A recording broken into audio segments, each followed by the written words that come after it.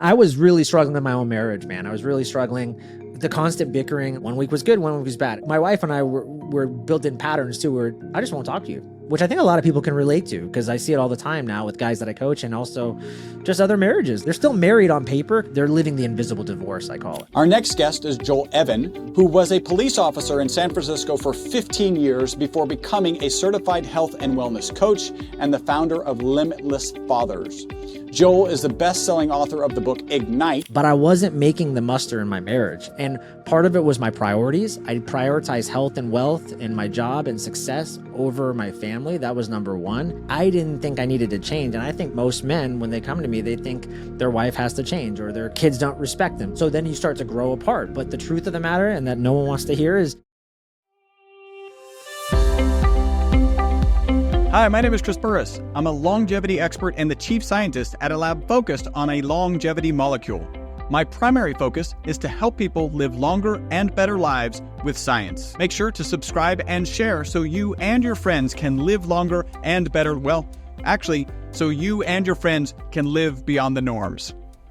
Hi, and welcome to the next episode of the Live Beyond the Norms Health and Longevity Podcast. I have done a lot of interviews on menopause, and in each interview, I have asked the male audience to stay tuned because there are important things to learn. Today, I'm going to ask the female members of my audience to stay tuned as we discuss fatherhood, relationships, and marriage. There are important things to learn here. Our next guest is Joel Evan, who was a police officer in San Francisco for 15 years before becoming a certified health and wellness coach and the founder of Limitless Fathers. Joel is the best-selling author of the book Ignite, you can see those behind him, the ultimate guide to holistic weight loss, feeling confident in your body, and unlocking your full potential. He is also the host of the podcast titled The Joel Evan Show, which he very recently had me on. He also has a new book. It was just minutes ago, actually, by the way. He also has a new book that will be out when you hear this, titled Limitless, Forge an Unshakable Marriage and Deepen Your Bond with Your Kids.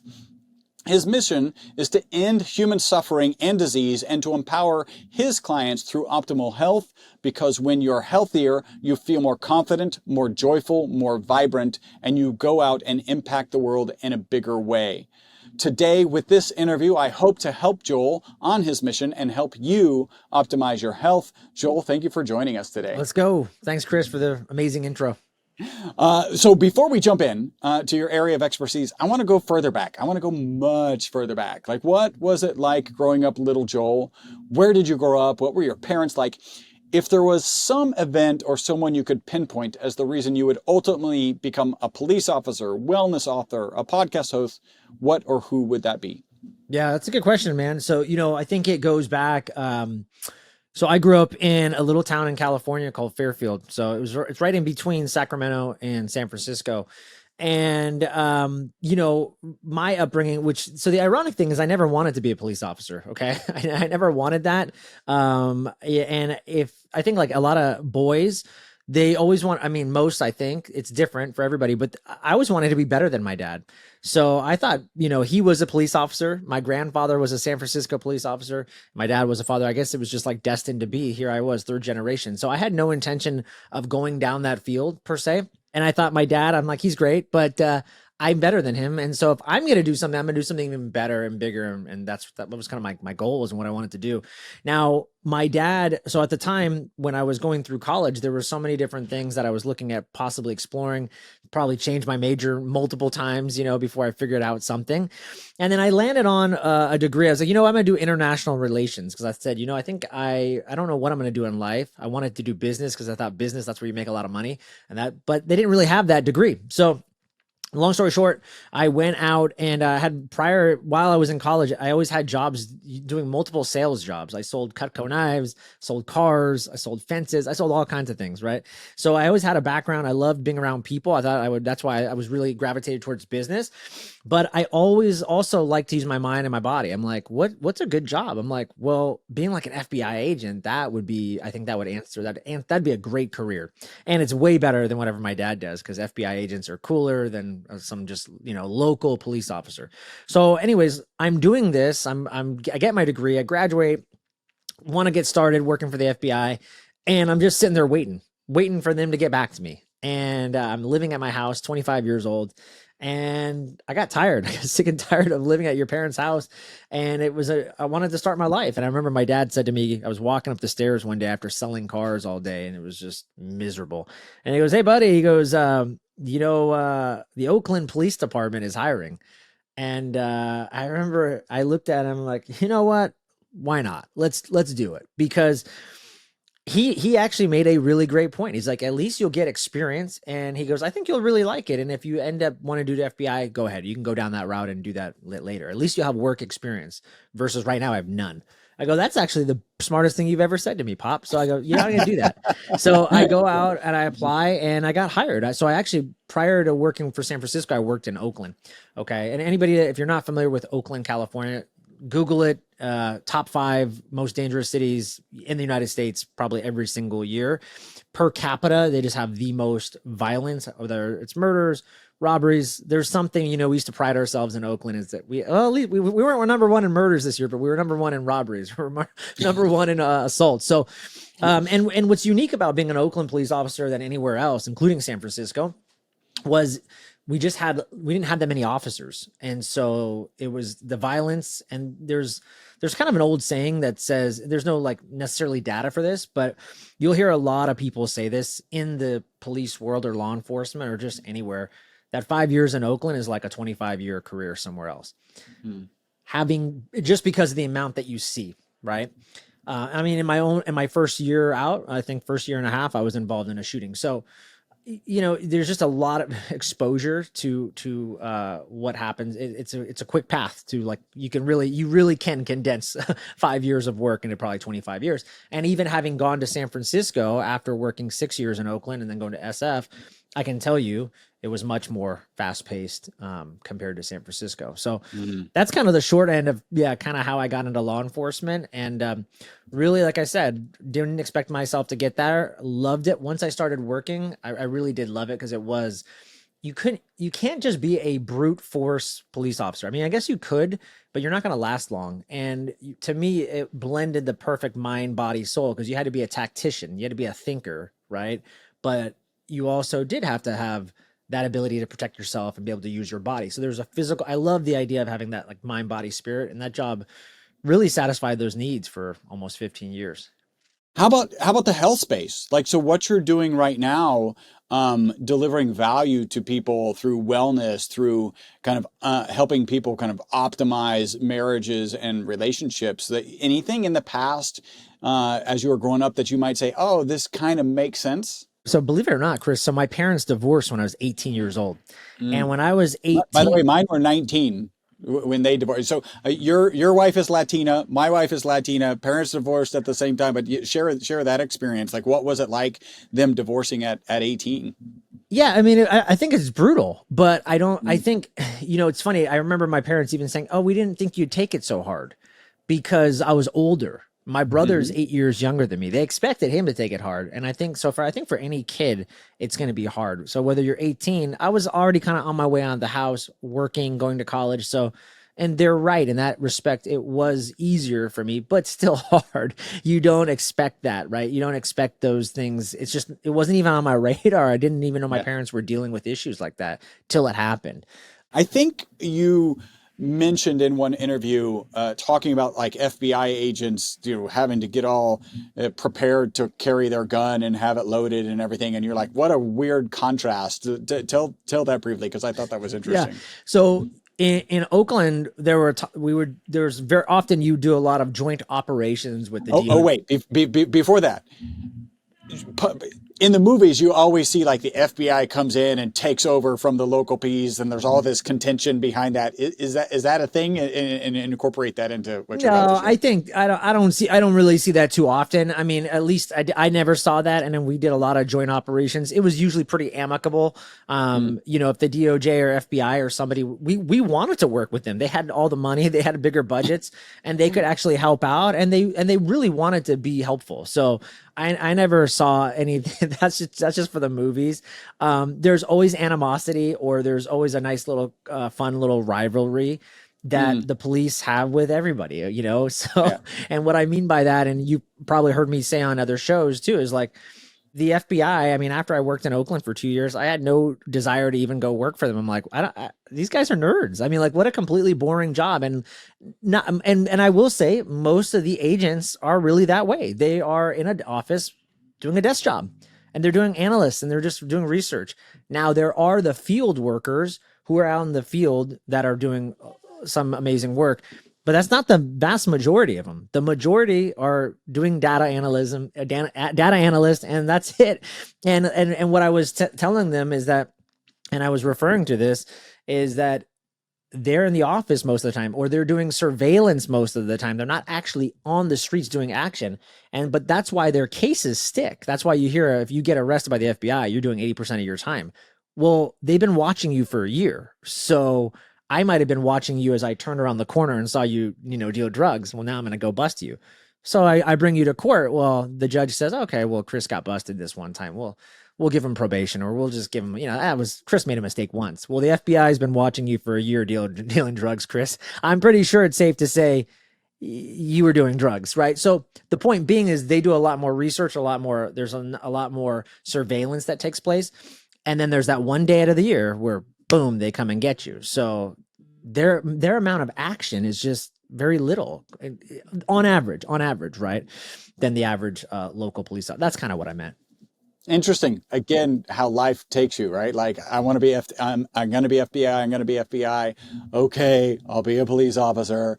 Oh, wow. This is a lot more exciting. Like, that's pretty cool how things work out. So yeah, by the way, so the story that I was telling you is that we were going to do a search warrant at this, some house or something like that. And I remember we get there and the FBI agents, or it was the IRS, I can't remember exactly what federal agency, and they were opening their trunks. We were blocks away from like the target house, but they were getting their guns and putting their magazines in them, and they were loading their ammo. I'm like, this was not done already. Like, it's just interesting, the mindset. So again, having more of they're almost more civilianized is what I would say, which again, fine, but just, they come out and play once a year. We're like every day, you go to work. So it's just different.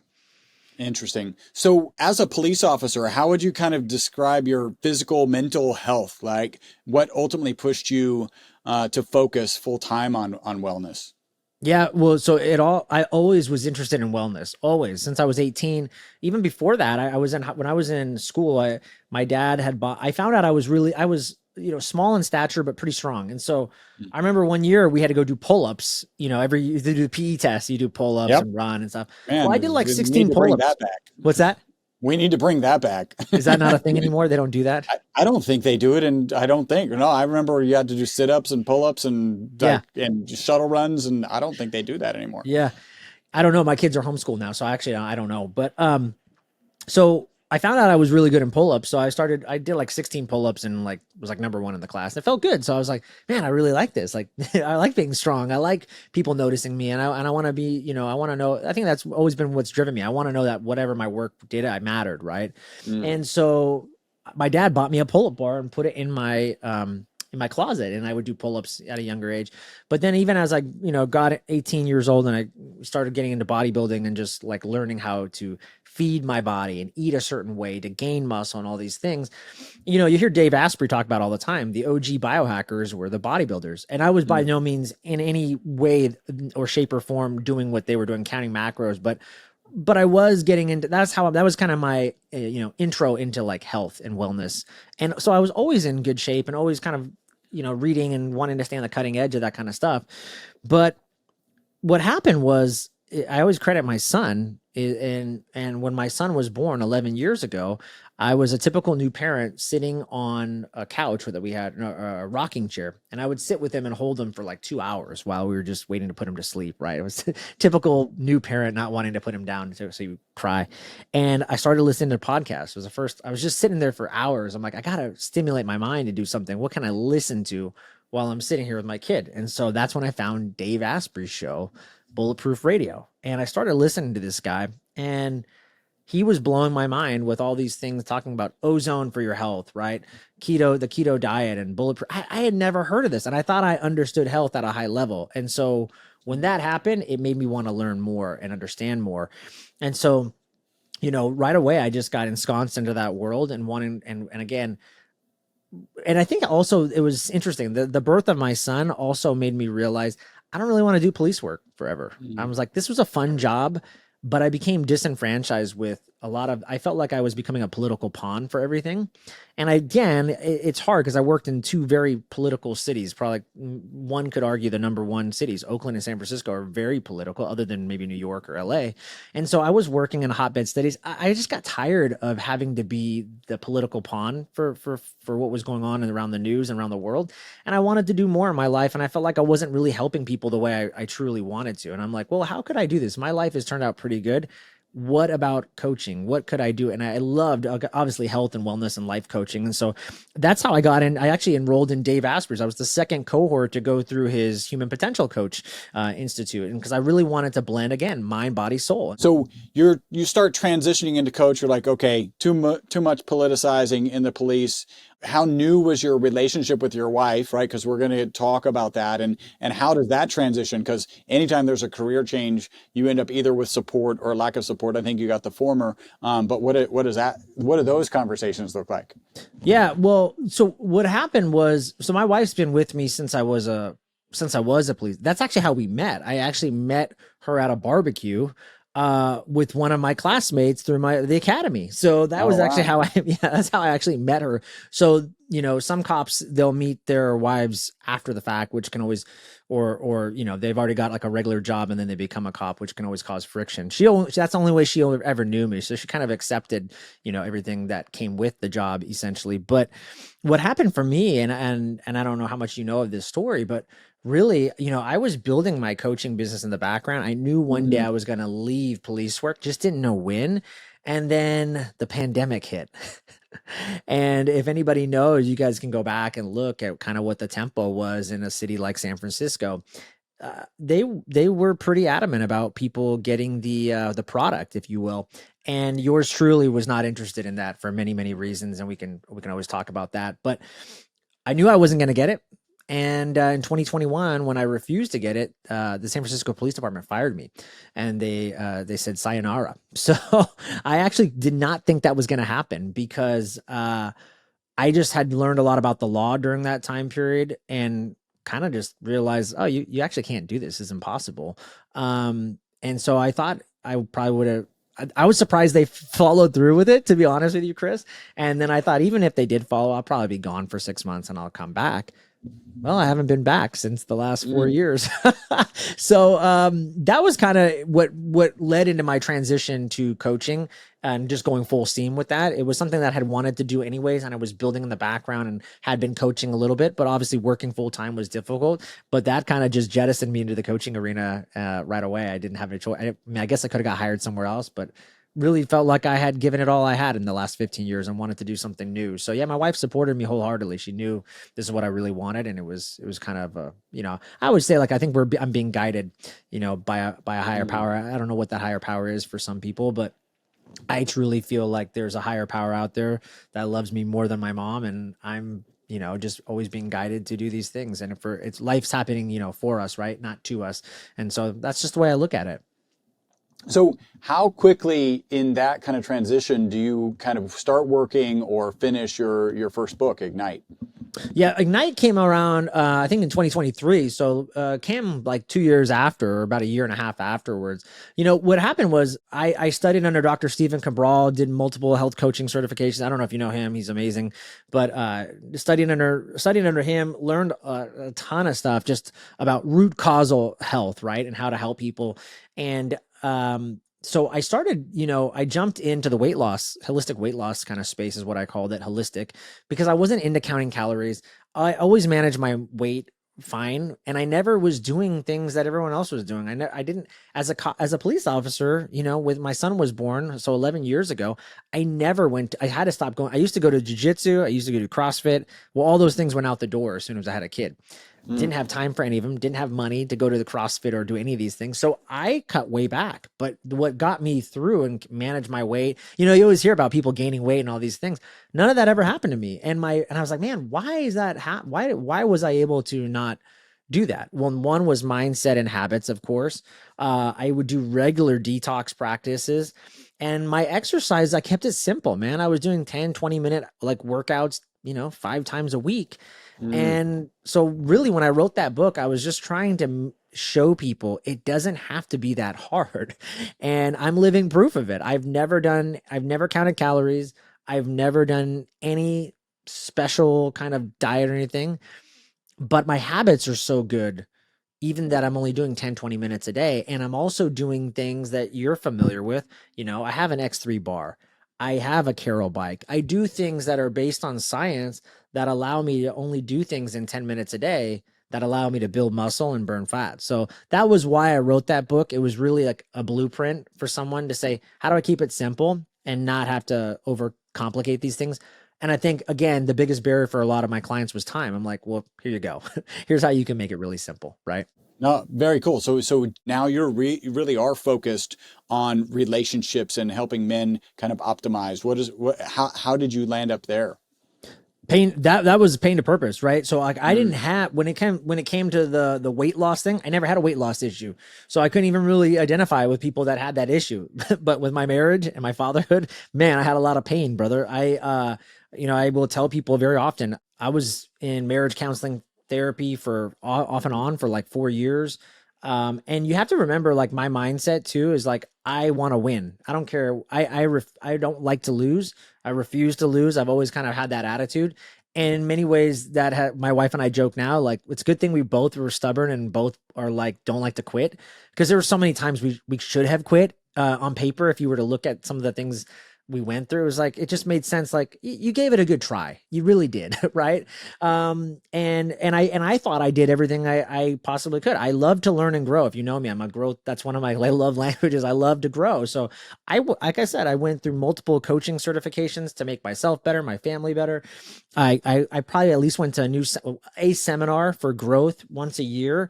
Did Landmark seminars. Have you ever heard of that company? But yeah, just always trying to learn and be better. Like I said, I went to therapy. I didn't have any, I'm not going to go. I was never that guy who was like, oh, I'm not going to go to therapy because I'm too good. No, yeah, okay. I want to learn, like, what can I do better? And did all of these things, but was still hitting a brick wall. And my wife and I at the time we're together. Now we've been together over 15 years, but together for 10 years. And it was a relationship that was always up and down, up and down. 1 week was good. 1 week was bad. It was just like nothing could ever stay consistent. And it just drove me nuts. And I really didn't think, I just chalked it up as like, this is just how some relationships are. My wife is who she is. I'm who I am, I guess. And that's the status quo. And I just have to deal with that. Like, it's not going to get any better. Like, it's like how guys will always talk with other guys, oh, the old ball and chain. And I just kind of felt like, yeah, well, that's kind of what I'm dealing with, and it ain't going to get better. And so that's kind of what happened. And then really, when I got fired from SF, I moved my family. We moved to Idaho. So now we're in a different state. We're separated from our family. We don't have like that close knit, family near us. And so it's just really my wife and I with the kids, surviving. And my wife, after a year of being in Idaho, was like, hey, you need to like fix this marriage kind of thing. I was like, what? I'm like, if anybody needs to change, I'm thinking this in my head. You need to change. You need to change, because I've done everything. I'm changing all the time. I'm changing all the time. Yeah. Yeah, I'm changing all the time. I've done the seminars. I did what you asked me to do. I went to therapy. I did all the stuff, and I really don't know what else there's to do. Like, at this point, you're the problem, I think. I mean, I can't think of anything else, right? And she wouldn't let this go. She really like kind of made it a challenge. Like, she didn't let it go, and she wanted me to work with this coach who was like a men's coach that she had heard on a podcast or something like that. And she wanted me to work with him. And I was like, again, I'm not against working. I love to grow. So for me, I'm like, sure, no problem. But here's the thing. I'm trying to launch a business here, an online business, okay, coaching business. I'm trying to scale it. And the reason why I'm not present, I told her, has nothing to do with me being a better dad. It's because I'm not making enough money right now. We're trying to make ends meet. If I get this business off to where it's just at least managing, then I'll be the guy that you want me to be. Okay. And but here you are adamant that I go spend $5,000 with a dad's coach, which I'm not against, but I just don't feel like it's really necessary. Why are you making me do this? And she wouldn't let it go. And I was like, fine, whatever. I'll do it. I'll go work with this guy just to appease you.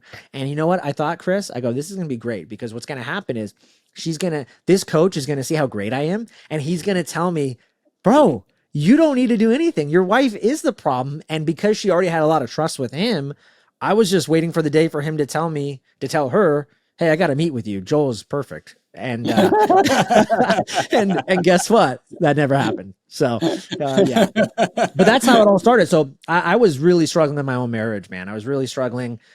Just and nothing big, right? No, nothing like infidelity or nothing like hitting the kids. It was really just the constant bickering. And like I really described it. Like one week was good, one week was bad. And it was like my wife and I were built in patterns too, where I just won't talk to you for a week, you know, and we'll just sit quietly for 3 days at the dinner table, and I'll talk to my kids, but I'll just pretend like you don't exist until you're ready to apologize, kind of thing. And it was those kind of actions that were really starting to drive a wedge in our marriage, which I think a lot of people can relate to, because I see it all the time now with guys that I coach, and also just other marriages. Like there's a lot of, we probably have friends that you probably have friends, I have friends that, you know, you can just see that that couple doesn't really talk to each other. They're still married on paper because for whatever reason they have kids. I don't know. They don't want to get a divorce because of the money. Who knows? But they're on paper. They're living the invisible divorce, I call it. So I have to imagine that some number of men that kind of join your program, start working with you, have been encouraged by their wives as well. And they're also hoping that you'll step up and go, no, dude, you're perfect.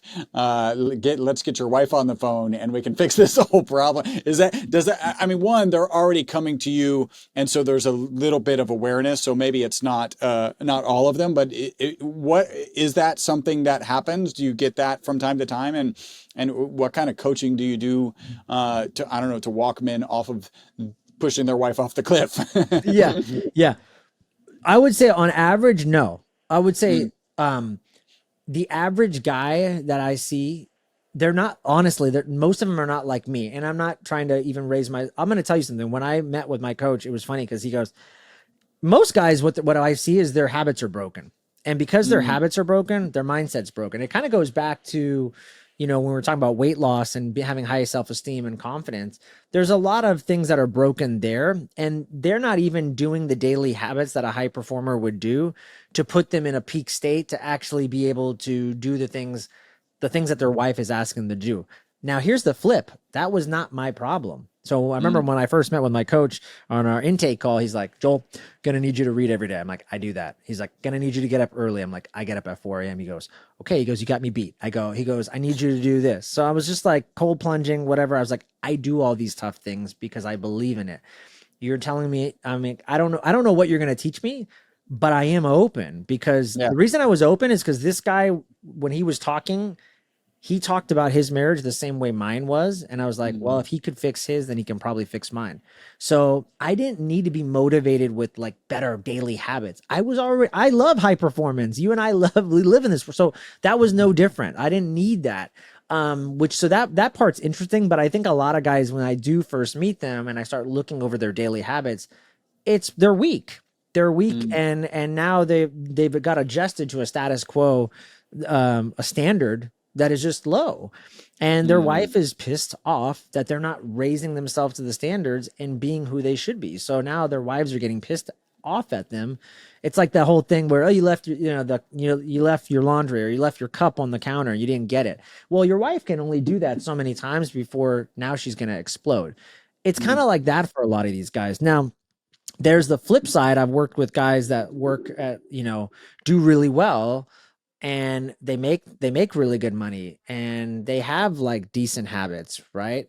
But they're still missing the connection with their wife. They're still living that invisible divorce.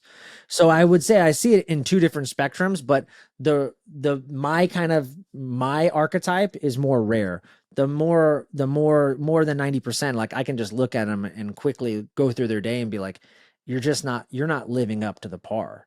And so we got to fix that first before anything.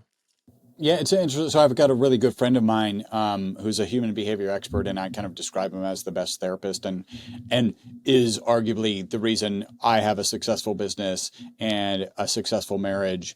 And he doesn't work on us, right? He'll work with me, and then he'll work with her. It's my issues and her issues, and then they do intertwine. But I think on one occasion in the last 15 years he's worked with both of us together. It just, usually you need to fix yourself. And it sounds like it's interesting if you don't have confidence in what you're delivering daily, then what are you carrying into the marriage, right? Like, that's interesting. If you look back to your parents, were there any parallels as you were growing up? Like, was your dad, not leaving the cup in the same place all the time? Or do you remember any of those things? I mean, the answer is probably yes, since they got divorced at some point, right? Like, Yeah. Well, I think my dad, his habits, I don't think were actually that great. I think he would, he always had like a weight loss issue. And again, not saying that is, that's not an indicative of somebody who has poor, is gonna have a poor marriage. I'm not saying that. I'm just, what I would notice from my dad is that he always was like yo-yoing from his diet and his behavior. And then he like, oh, I got to start this diet. I got to start this routine. And I would always notice that. And I never wanted that for myself. I was just like, I saw that as like a red flag. And I was just like, you're just not disciplined enough. That's what I really thought. Right. And so I saw how that bled into later after the fact. I didn't, as a kid, as an 18-year-old kid, like when you said, when you get the news, you have no idea what's going on behind closed doors. But later I can piece that together and say, yeah, this kind of habit, it definitely, women have to feel safe, right? They have to feel safe and secure. And think about it, we even know this too, like from the biohacking kind of health side, like a woman's body hormonally is not going to bring a baby in the world if they don't feel safe. Well, it's the same thing in a marriage. And when a woman can't trust you because you've shown over and over again that you're not trustworthy based on your habits and your normal routines and how you're showing up, that's going to cause division. And then it can reach that breaking point, right? So again, the interesting thing is I never wanted that. I was like, again, I'm going to be better than my dad. I'm one of the most disciplined people I know. And again, that was not a problem for me in my marriage, being disciplined, right? Which I think is interesting. However, what I will say, and I think you kind of just touched on it, I think a lot of guys, and including myself, first of all, I didn't believe there was anything left for me to do. I thought like I've reached the point where my wife is the problem. And I'm saying this kind of funny now, but it probably, even if anyone's listening, it's like, this guy's got a big ego. But I legitimately, you are not the only dude out there who thinks like that his significant other or whatever is the problem. Well, but I legitimately, Chris, I'm trying, there's a caveat because I have a growth mindset. Like I actually like to learn. I like to improve. So if I were to go to a therapist or do neurofeedback or do something and that person made me better and it applied to my marriage, dude, I'm all for it. So actually I want to make improvements and I want to be the best dad, husband, person in health, making money. I want all those areas in my bucket, that sphere, to look really tight. I want to be great in all of them, but I wasn't making the muster in my marriage. And part of it was my priorities. I prioritize health and wealth and my job and success over my family. That was number one. And then, like we were just saying, I didn't think I needed to change. And I think most men, when they come to me, they think their wife has to change or their kids don't respect them. So it's the kids part. And so then you start to grow apart. But the truth of the matter, and that no one wants to hear, is your marriage is a reflection of your leadership, period. So leadership, it's the antidote. And you said it, own it. You got to own it. One of my favorite quotes was from Jocko Willink. He says in one of his books, everybody knows Jocko, I think, the Navy SEAL commander, but he said, there's no bad teams, there's just bad leaders. And I hated that quote because I started thinking about that. I'm like, well, how does that apply? No, that's not always true. And he's right. Because if the team doesn't understand the mission, this is what he says. If you go down and you're leading a team into like a building or something and they don't understand the mission clearly, they go in when they weren't supposed to, it's your fault. Because you should have drilled it more. They should have understand the plan. They should have known contingencies. And you didn't tell them that. That falls back on you. And when I started applying that same concept to my marriage, I'm in the problem. I'm whatever, because my team, my family, they're not understanding clearly the mission. And that's why we've gone awry. And it was true. So I started fixing myself, even though I didn't think there was anything to fix, ironically. But I started fixing that and eventually everything changed. You have to have a partner in this. Like, so how do you kind of manage you're guiding the men, leadership? Some of it is like the family meeting. We're like, well, what is our family goal? I imagine that you're kind of walking people through that. Yeah. And then there have to be some cases where the spouse, the significant other, is just not cooperative. Do you have some guidance if when you're not getting on the same page? Yeah, so that's funny. I have had that happen with a handful of guys too, right? And here's the thing. Interestingly enough, when I started working with one of the coaches I worked with in the relationship space, again, my wife told me, go work with this guy. I want you to go work with him. And so I did. You would think I would get brownie points and my wife would be like, oh, great. Like, you did exactly what I said. Good boy, good boy. You did what you were supposed to do. But she didn't, because you know what?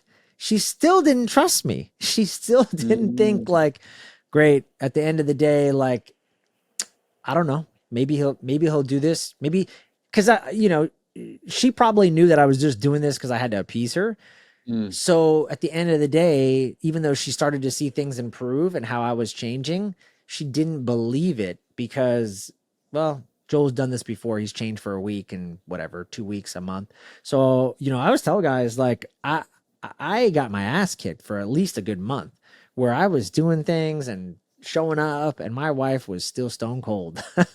And I remember talking to her. I was like, hey, listen, I think it was like after like the month mark, but I was so calm, Chris, because I was so calm when I talked to her. Cause I was like, I know I'm doing my part. I actually know I know I'm showing up and you can't. So it wasn't like when I was going to talk to her before, she could point the finger and say, well, you're not doing this. I know that I'm showing up 110%. The check marks are everywhere. Yeah. So when I came to her very calmly, I was like, hey, listen, I noticed, I can see that, there still seems like there's a little bit of frustration there. And I said, totally valid, because I probably hurt you not showing up and consistently. And I get that, but just something to think about. And I said, I'm open to talking to you whenever you're ready. When you are ready, let me know and we can have a conversation. But I know that you want this family to work, and it takes you, and she's said this before, so it kind of worked in my favor that she said this. When we look back at our lives and we had the best times, you even told me we're a unified front, meaning we both showed up together in unified. And right now I said, we're not. And again, I took ownership. I said, I know it's been my fault. I realize that now. But in order for us to really make some breakthroughs, you're going to have to come around. And I said, no rush, but when you're ready, let me know. And that was it. And she kind of looked at me and was like, okay.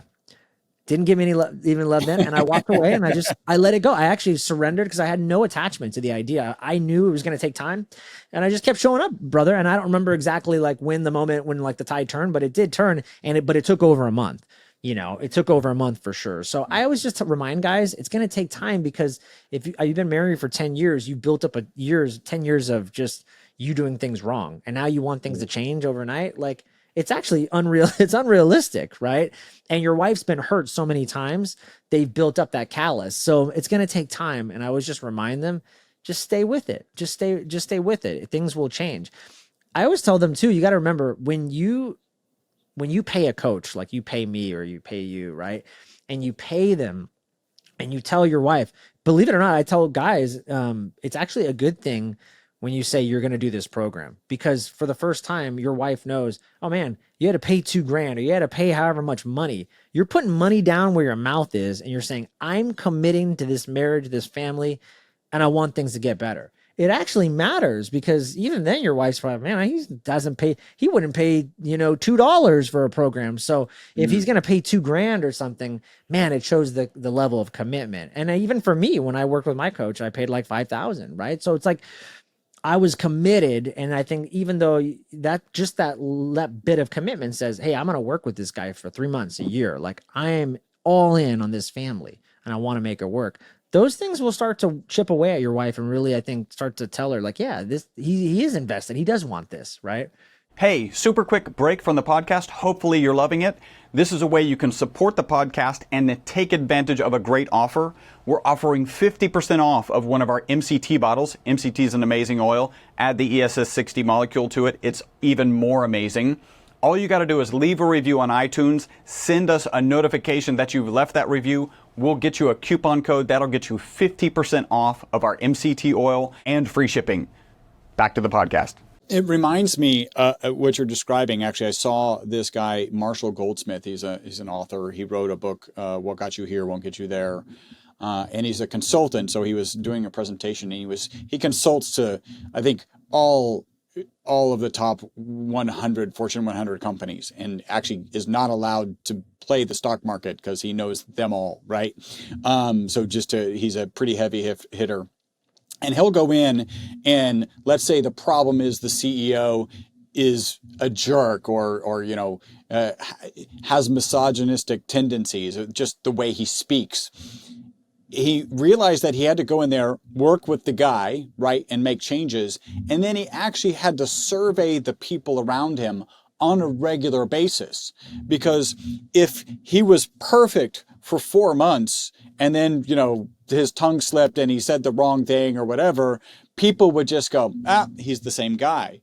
But if he were to survey those people week after week after week after week, and then he slips, then they have this awareness of, well, that's not the same guy. This is him slipping as opposed to him being the same as he was. I don't know if that might have some application of like, hey, you should fill out a survey, and Joel has done look, all the boxes are checked, and you do that a couple of weeks and maybe it happens a little bit faster. I don't know. That would probably might have some value. I don't know if you've kind of ever explored that. You mean actually having the wife do the feedback form? Yeah. Because she's going to sit in that space of 4 months down the road. It holds him accountable too. Yeah, right. Joel puts the cup in the same spot, and she's like, see, this $5,000 of coaching didn't do anything because the cup is still here. And you're like, but it hasn't been there for 6 months. Like, I slipped. And if you have this kind of survey process, then you end up, and I don't know if cup is not in the wrong spot is one of the things, but I don't know, there probably is value, because the brain is wired to throw people in a category, and to take them out of that category actually takes repetition and awareness of the removal of the category, right? There's no awareness when they don't see the cup for 4 months. There's only awareness 4 months down the road that the cup is in the spot that it's always in, right? Like, that's the subconscious speaking. I don't know. Yeah, no, Right. I think you're nailing it. I mean, one of the things and rituals or practices that I have everyone do, and something I still do to this day, is having those weekly check-ins. So, I mean, to your point, you could do that. I think you could do that. I think there'd be value there. But having those weekly check-ins is really, and I have structured questions, okay, that I ask every single week. And because of that, they're objective. It's not me like being like, oh, well, this week I'm going to ask you this question. No, we are starting to get, and you start to ask the same questions every week. You start to see if things are improving or things are not. And it starts to open up that dialogue too. I think a lot of breakthroughs, obviously, and it's easy to say, we know this all the time too. It's like, if you look at the studies, they will show you that, well, what's the number one reason people get divorced? Well, communication is number one. And then the number two is like infidelity, right? But so then why is communicate? And again, you think it's so funny, but having been married, like, I see how it's so easy to live an invisible marriage. Like, you could just be living in the same household, but sleep upstairs or downstairs. People come up with all kinds of ways to not talk to their wife or not connect, right? So it's actually really, really easy to be missing that. And because of that, when we start to lose it, we don't know how to actually communicate with our wife. It's just, it becomes really difficult. We don't even know what to say. Then we just say nothing at all. We become apathetic and then it's just a snowball effect. Next thing you know, you're just invisible divorce. You've been living that for years and years and years. So being able to communicate regularly, having actually forced communication. Hey, Chris, guess what? We're having our meeting at the end of the week. Like, I have to talk to you. So and because it's actually really nice, because the container is the same questions each week. No one's getting blindsided. No one's being attacked, but it also allows because they're objective questions, it allows for openness, because again, no one is going to be attacked. And you also know you have to communicate with that person at the end of the week. So there is going to be a check-in, there is going to be accountability. And if that cup is still on the counter table or whatever for 5 weeks in a row, I think it's going to be brought up every damn week. And you sure don't want that. So one piece of advice would you give, because we'll kind of get to our wrap-up questions here. What one piece of advice would you give to a man who feels like he's losing his marriage and or connection with his kids? Ooh, okay. That's a good one. I think, again, the short version I would say is you got to own it. You got to take ownership and figure out, what are you not doing, right? because at the end of the day, it's always a leadership problem.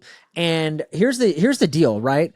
As a dad, I I was always motivated again by me. I'll give you a really interesting tip. If you feel like you're losing connection, a great exercise to do is what and Tony Robbins talks about, that is your human needs. This was a big eye opener for me.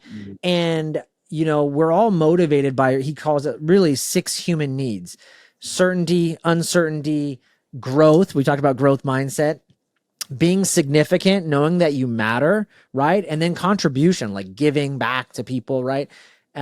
Charity work, things like that. And when I looked at my 6 human needs, my 6 human needs, the value, you want to look at everyone's top 2. And my value chart was really growth and significance. But there's a one of the human needs I didn't mention, and that's love and connection. And at the end of the day, we all actually secretly, even if I tell you, Chris, I want to be mattered. I told you in the beginning, I want to know that I mattered, that I did something important in this life. But you know why? It goes back to my childhood. And underneath all that, you asked me earlier, like, well, where does that come from childhood? It comes from love and connection. My mom was really hard on me, and I felt like I had to prove myself and get straight A's to get what? Love and connection from her. That's what I truly wanted. And so your kids just want love and connection. My wife really just, her number one human need, by the way, the secret is all of us, our number one human need is love and connection, but sometimes we mask it with other things like growth mindset and all that stuff. And so when I started prioritizing love and connection at the top of my priority list, instead of growth and needing to learn and needing to be the best and needing to matter, my whole world started to change, especially with my kids. And I think what the biggest thing is just, especially when it comes to kids, is just that it's so easy, but it's presence. Your kids are just they're the most present people in the world. And we're constantly on our phones, and we've got all these notifications and things we have to do in podcasts, and we've got to learn, we got to read 10 minutes a day. We got to do all these things that we're just missing out on that. So I would just tell your listeners, if they're losing connection specifically with their kids, it could be your wife too, but really just look for a way that you can keep it simple. Carve out 10 minutes a day with your kids. It sounds ridiculous. Only 10 minutes, Joel. Well, I've worked with guys that have 4 kids. So 10 minutes a day with just each of them individually, that's actually a lot of time, guys. So look for ways where you can just connect one-on-one with them. And one of the games I like to play with them is you get to pick whatever you want to do. What do you want to do today? And there's games that I can't stand to play. Like, I never played with cars when I was a kid. I played with the G.I. Joes. I love throwing the football around, but I never played with cars. Well, sometimes my kids love playing cars, or some of your kids may love to do it, act. They like to act and play. I hate theater, but that's what they want to do. So for 10 minutes, we're going to go out and do whatever you want to do, bud. And that kind of special time that you can create with your kid. Imagine if you just did 10 minutes a day. Not that because you probably spend more than 10 minutes anyways at dinner and do all other things, but I'm talking about 10 minutes of undivided attention where you're just going to be one-on-one with them and they get to pick the activity. It's magical. And that can really start to wither away any of those built up things that they've built up about you. And I know that was a game changer for me. That's pretty awesome. All right. Well, we've got limited time here, so I'm going to hop to the wrap-up questions. Joel, what's new in your industry that you are excited about? I think the newest thing right now is detox. And I think a lot of people are just kind of coming around to this, Chris, because what they don't realize, and I've been saying this for years now, you can go to the EPA's website, guys, right now. You can type this on Google, 86,000 toxins, EPA. Okay. And it's going to pop up that the EPA on the Environmental Protection Agency's website will tell you you're being bombarded by 86,000 man-made toxins every single year. And that starts to accumulate over time. Our liver, our gallbladder have to actually detox those pathways. And what people don't understand, because they're trying to hack their way out of life through supplements and potions and pills and biohacks, which you and I both love. But at the end of the day, it's the toxicity that's creating the deficiency. So remove that and you're going to heal way faster. And all those biohacks are going to work faster. Awesome. Joel, what is your favorite health-related book and why? Okay, health-related book. I'm going to put a twist on this. So there's a couple of books that I think everybody should read. Number 1, Nisargadatta, I Am That. This is a book about spirituality, but this is a deep, deep book when it talks about presence, nothingness. And I mean, ultimately, if you don't have an upstairs mind, if your mind's not right, It doesn't matter what your health is. So I think number one, people need to go out and read that book. But if you want an actual like tangible book that I think people should start looking at, one of my favorite books right now that I just read recently is Dr. Nasha Winter's, and it's all about the metabolic approach to cancer. And she talks about the 10 different areas in the terrain. And if you're not optimizing those terrain, we already know we're seeing an uptick in cancer. That's going to be probably the number one killer. In 50%, I think, of the population is affected by that. So if you don't understand how to block that, you're going to be in big trouble. Excellent. Joel, what was your first biohack and why do you still do it, or why did you stop doing it? Well, I was introduced to biohacking from Dave Asprey. So one might argue, I don't know if it's a biohack, but adding exogenous ketones or MCT oil in my coffee, I think that was probably one of the first biohacks. And then everything just spun out of control. Then I started getting a little crazy with red light therapy and everything like that. So I think the first purchase though I made was probably like a red light panel. And is it something that I still use? Yeah, I don't think they're as cool as what some of the things I've scaled to now. Do you want me to tell you some of those things, or we want to? Yeah. Okay. Well, I mean, now I've got a vibration platform, and I think the most expensive toy I have is the Newbie, which is by NewFit, and that's an $18,000 electric DC current machine, and that is by far one of the most pound for pound ultimate biohacks. Excellent. By the way, I got, it may have been our podcast that put NewFit on my radar. And then I was at Dave Asprey's biohacking conference, and Jay Campbell had a body worker that had a NewFit device. And so I got 40 minutes of an amazing body worker, by the way, and he was using NewFit technology. So I actually have a call into a NewFit practitioner here in Houston, and I think it was like you had mentioned it in our podcast. Yeah, I probably did. Yeah, and they're right in by your area, so that's an easy one. Yeah. Joel, what is your favorite nutritional hack or focused, and why? Favorite nutritional hack. So right now, what I've been currently experimenting a lot has been methylene blue, and really just loving that. I think with a little bit of that low dose nicotine for focus and being on the screen all day. You know, as you and I are podcasters and just being in front of a screen, doing a lot of health coaching calls, I've noticed that methylene blue is how it kind of help me stay in the zone, so to speak, and I think mitigate a lot of the blue light damage that you and I are both getting. So I'm really liking that. Those little troches by Troscriptions, that's been one of my favorite biohacks to play with lately. Excellent. And I noticed the blue tongue, so that's going to be a good one. Joel, what supplements do you take every day? Every day, I've gone along. Okay, so I've gone away from a lot of the 50 different supplements, just so you know. So now I've kind of really just dialed down. Some of the things that I like are, obviously I take a really good multivitamin every single day, making sure I'm covering my bases. And then I do like berberine, just for blood sugar dysregulation and things like that. I drink a lot of coffee, so I'm trying to kind of cut that cortisol spike. That's a big one. And then after that, it's all the things that anything extra is going to be maybe methylene blue, some carbon 60 or ESS 60. I do like those, especially during the day. And maybe some ketones, some exogenous ketones and stuff like that for just overall energy. But my daily stack is always just a multivitamin D in the winter. I try to keep it really simple, and then magnesium at night. That's it. Excellent. Joel, what is your favorite longevity and health piece of equipment, and why?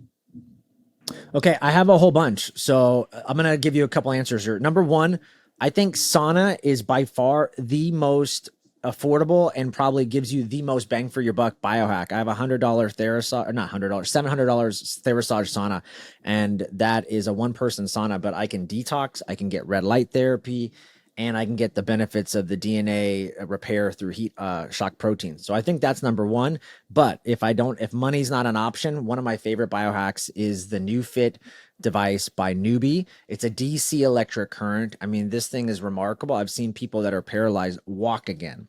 So this is kind of the technology. And the reason it works is because it's working at a brain level. And what happens is when our body is exposed to pain, it shuts down specific areas of the body because it's actually trying to protect you. And one of the biggest bang for your bucks is being able to repair and restore your nervous systems. And that is exactly what this machine does. So whether you want to be put in a parasympathetic state or even regain the input that's being driven into those muscles that turned off, you can actually do that through the DC current. A lot of people don't understand this, and that our body is electric. And you can go back and read Robert Becker's book, The Body is Electric, to learn more about that. Excellent. Joel, what is your favorite movement or exercise hack and why? My favorite movement hack, and something that I do usually 4 to 6 times a week, is the X3 bar. Been doing that for about 8 years now. John Jaquish is the founder. He's the founder of OsteoStrong, so he does a lot with muscle mass and bone density. And he created this device, and it's super, super simple, but I can get a workout in as little as 10 minutes a day. And it works off this idea known as variable resistance. There's a study done out of Cornell University that showed variable resistance increased strength gains for athletes 3 times the amount that regular weightlifting does. So since I had my son 11 years ago, my oldest, that's what I've been doing for the last, really eight years now. And it's cut my workouts in half. I mean, so I don't have to go to the gym. I can take this wherever I go. And that is my favorite thing to do to maintain muscle, which, as you know, is key to longevity. The X3 bar. Excellent. Joel, are there any hacks that you think are absolutely crazy or at least need a little more research? Yeah, there's a lot, but I will tell you one that I learned from a client the other day, and that was tightening the ileocecal valve in your body and actually increasing its tone and strength so that it doesn't open up and therefore cause acid reflux. So here's what you have to do. And I guess there's clinical studies that back this up, but literally hanging upside down, Chris, and eating your food. She did it for 3 months and went back, and the doctor said her ileocecal valve had strengthened and tightened a lot more. So I would have never believed that if I had heard it. And by the way, I think there's actually a lot of other holistic modalities that I would use way before I would hang upside down. I think there's a lot easier ways to actually get to the root cause of getting that ileocecal valve to not open, but I wouldn't hang upside down. But if it works, it works. I can't argue with the results. I think it begs the question, how do you check the strength of your ileocecal valve? Like, is there some sort of pressure plate? Anyway, thank you. No idea. Joel, what do you wish you knew or adopted about health and longevity sooner? One of the things I think that I wish I knew is that, especially in the biohacking space, that anytime you hear something, you just want to dive all in and go in and just do it. But a lot of times you later find out that, maybe that wasn't really true. So what I think the biggest thing that I've come to realize over the last 11 years of biohacking and being in this holistic health space is really just stick to the basics, man. The basics and what works. When you look at people in the blue zones and you look at just the people that are really healthy, they didn't even have all these biohacks, and yet they lived in past their 100s. And I would just really look at what are those people doing and try to model that. And like all the sexy stuff that we all love, do those things because it bring you joy, but don't feel like you have to do them because that just causes more stress. All right, this is fast response. Myth, must, or maybe. Lots of protein. I think it's a myth. Animal protein is better. It for sure is better. Does that mean more is better? I don't know, but it's for sure better. Cold plunge. Cold plunge is not a myth, but I can attest to you. I did too much cold plunge in Idaho for weeks and weeks and weeks, and I got chilblains. My toes actually froze, and I almost didn't get circulation back. So it's definitely too much of any hermetic stress is not good. Maybe throws it into a maybe. How about sauna? No, that's not a myth either. Proven 20-year study out of the Netherlands. Sauna. So that's a must. It's a must. Red light therapy. Red light therapy. Yeah, red light therapy. It's a must if you can afford it. Methylene blue. It's a maybe. It's not a myth. Right. It works. It works, but it's not for everybody. Intermittent fasting. That's bullshit. It's a myth. You mean myth? Myth. I love it. PEMF. It's not a myth. It's a maybe. It's a Okay. maybe. You guys got to check those studies because some of it can actually enhance cancer and stuff. So we got to just be very mindful. I think it works in certain situations. So I just would caution everybody in certain situations. I think it is beneficial. Excellent. Peptides. From what I understand from one of the world's experts, Jay Campbell, they work. So I Must. never use them consistently, but I would say it's a must. Stem cells. I think that's a must. Never got a chance to use it, but again, I think the data just shows it's too good to not do. And extended fasting, say 24 plus hours. That is a must. I think everybody should do that quarterly or at least annually, and that's been proven too. Excellent. So we have a Live Beyond the Norms challenge. What are one or two things you challenge the Live Beyond the Norms audience to do this week? When I think about living beyond the norms, it is always challenging my paradigms.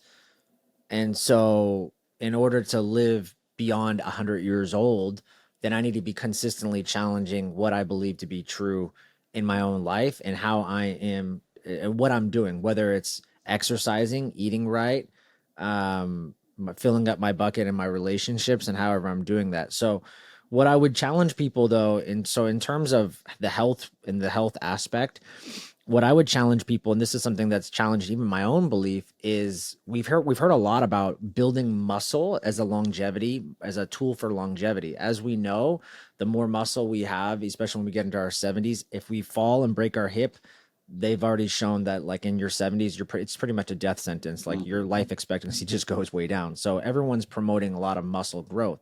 However, there's also the flip side of that, Chris, which is having too much muscle in your body. Like if you're a bodybuilder, can actually yield poor results in the longevity space.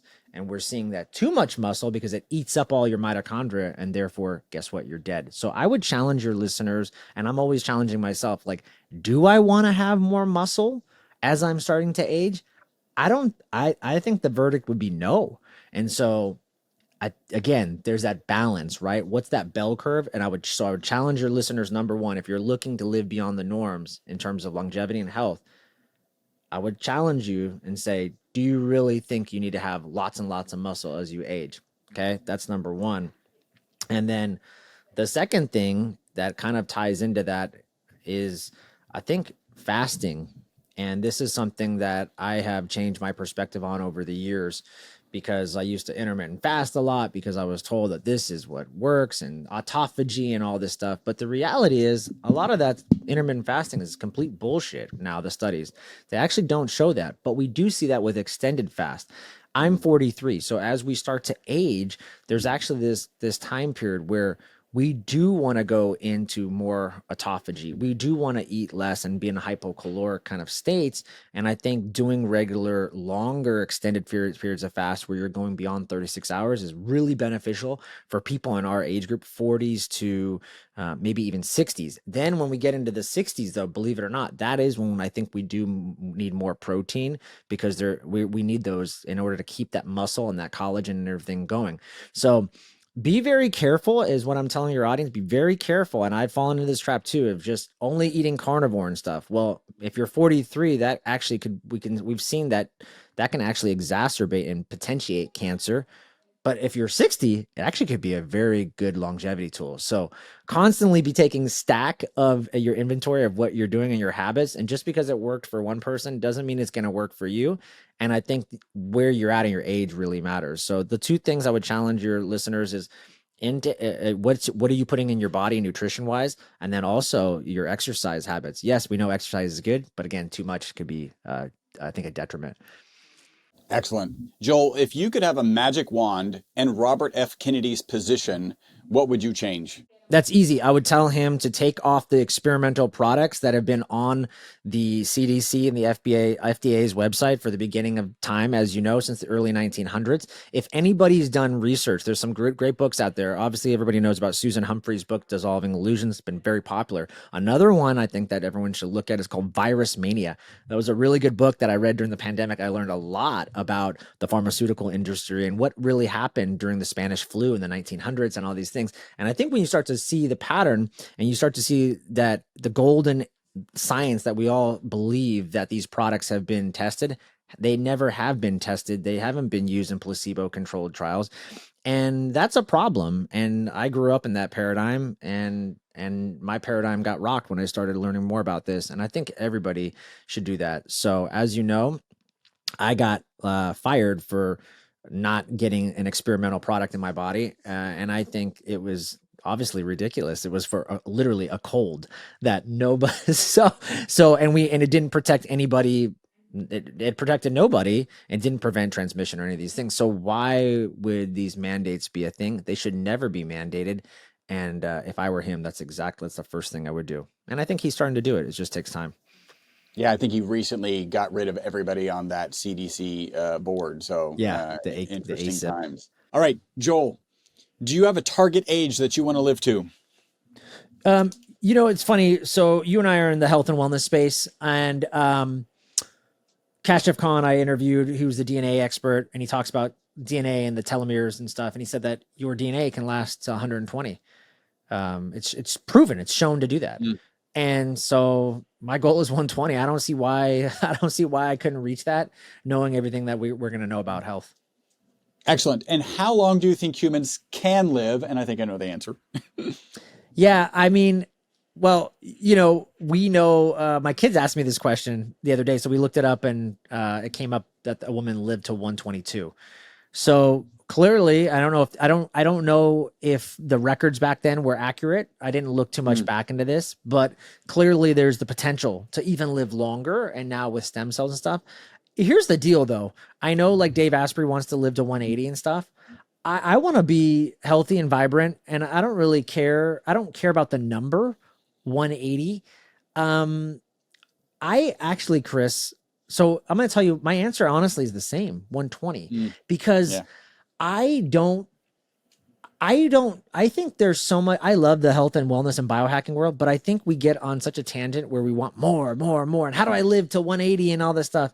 And I think to myself, but is that really the goal for the human species? What were we really designed to do? Why am I here? Why are we here? Maybe I was only supposed to live to 120, and that's okay, because maybe afterwards there's a whole nother life that I'm not even privy to. So I'm not trying to live longer. Don't know if there's if 120 is what we're meant to live, and that's what it shows in the telomeres. I'm perfectly happy with that. That's very cool. What are 2 to 3 protocols, habits, mindsets, let's call them shortcuts, to longevity and a long health span that you would share? Whew, that's tough, because I feel like stuff's changing every single day. Well, you got to wake up every morning and have ESS 60 in your body. We know that. we know that's just, and one of our good, funny enough though, one of our good mutual friends, Ian Mitchell, talks about C60, the carbon 60, a little bit different from what you guys do.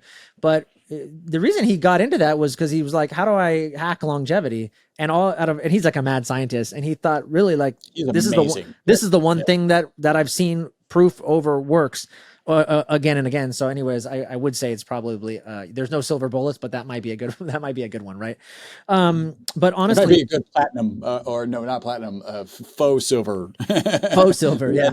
The reality is, and I'm going to try to say something different than what probably every guest here says, but obviously you got to feed your mind, right? Mindset and gratitude, I think is critical. Gratitude puts you on a completely different frequency. And I think the more I'm learning about who we are as human beings, we're all vibrational, sound molecules, frequency. And when you look at the higher, like ethereal, and like when we go to the quantum, it's all frequency and vibration. And I think gratitude is just the key to all of that. So that's definitely number one. I think have a movement practice would be obviously number 2. I don't care if you're working out per se. I think walking is very underrated. And if you just walked every damn day, you would see, it's funny. The longevity experts talk a lot about walking after a meal. Well, we've known this for years. If you look back at the Italians, I mean, they actually have a name for a walk after dinner. It's called a passeggiata. And these are, you look at the blue zones and where people live to 100 years old. Sardinia, Italia is where you see that's one of the hot zones. So I think having a movement practice, don't care what it is, but have a movement practice. And then I believe I will say number 3 would be get in the sun.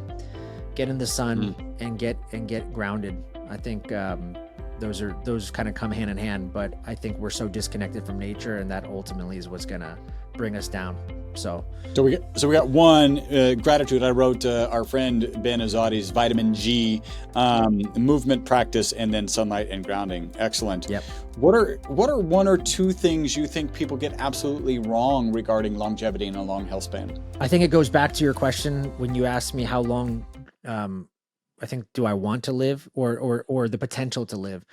I think we're so caught up in our heads sometimes, and we look at it kind of is twofold. One is we look at so much data in such a myopic way, and so then we think, oh, well, then that can't happen, right? Which could also limit someone from saying, that's BS. I don't think we could live till 120. Well, your mindset is keeping you. That's the trap door. That's the glass ceiling, because your mind is more powerful than anything. How does David Goggins run with freaking duct tape on his broken foot, right? He's able to do it because of his mind. So the mind is more powerful than anything. And people in the science and longevity space, they don't give credit to that. And they're looking too much, in my opinion, at studies, and probably there's studies that have never been done. So I would say, don't be so myopic to the impossible, because that's the quantum, and that's what we don't know about. I like that. That's really good. And Joel, how can people contact you? Yeah, reach out a couple of ways. I mean, you can go right now. My website's Joel Evan Coaching. I have a new website launching called Limitless Fathers, and that's going to be really a platform where guys can reach out to me, look for group coaching or one-on-one coaching. My new book, Limitless, should be dropping this Father's Day. I've got another book that I actually read. I didn't tell you about this. It's a children's book called Dad, Put the Phone Down. And I'm going to drop that. Geez. Yeah, it's a children's illustrated book. I'm going to drop that on the same day that book is done, but I'm excited about that. It's really talking about the cell phone epidemic and how I think that's probably creating that lack of presence we were talking about. So those two books are coming out. One's called Dad, Put the Phone Down, Limit, and then the next book, Limitless, which really teaches you how to build an unshakable marriage and deeper connection with your kid. Check that out. It should be dropping this Father's Day 2025. Man, that's pretty awesome. And what in the near future are you excited about? Oh man, I am excited. Man, I'm excited for just continue. Every day in my journal, I write down that I'm perpetually, growing. And I don't know what there is. I'm excited for what's to come. I mean, it's infinite and it's endless. I will say, like, what's next for me. And I think what I'll tell you is, my mom got diagnosed with cancer, stage 4 GI cancer. And so one of my passions right now, I just entered a 12-month cohort to learn more about the metabolics of cancer, because this is a disease that has obviously impacted a lot of people and people we know, but also my own family. And so I really want to, in the next year or so, you'll probably see me. My mission obviously right now is to help fathers not ruin their marriage, because I think the divorce rate is 50% right now. And I think it's preventable. And it's when you actually know how to fix it. And I'm a guy who didn't think it was fixable, but cancer is going to be one of the top 5 killers for sure. And I think that's preventable too, but we just don't have the information. And that's what I'm trying to do and learn and grow so that I can help others not have to go with what my mom's going through right now. It's just not good. So I'm excited for that, brother. I'm excited to, hopefully in a year or so be teaching people how to either prevent it, or if they are dealing with it, overcome it. Man, that's spectacular. This has been an amazing conversation. Thank you so much for joining us today. Appreciate it, brother. I hope you enjoyed this episode of the Live Beyond the Norms podcast. Make sure to subscribe and follow. Also, make sure not to be that guy, the guy sharing this podcast with people who are not interested in living beyond the norms. If you would like to learn more about the ESS60 molecule, the molecule responsible for the single longest longevity experimental result on mammals in history, a full 90% extension of life, visit myvitalc.com. That's myvitalc as in carbon.com.